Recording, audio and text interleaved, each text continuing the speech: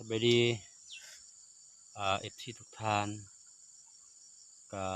มื้อนี้สุขก็สิขออนุญาตมาฝากช่อง YouTube เนาะ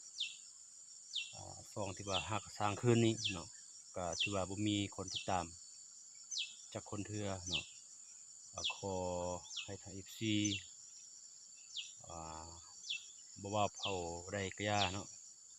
ช่วยแบ่งปันน้ำใจให้ทางสุขแลและก็ให้กำลังใจสุขแลสร้างเพื่อเป็นการสร้างคลิปในแต่ละวันเนาะก็ช่องนี้ก็คือช่องชีวิตวันนี้เนาะอาจจะแม่นคลิปที่ว่าเราจะได้บันทึก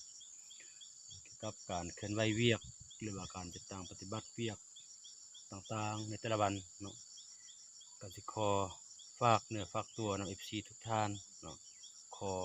ส่งกำลังใจให้ทางข้าพเจ้าแลเนาะเพื่อเป็นการสุขยูน้ำใจในการสร้างคลิปต่อไปเนาะขอขอบใจ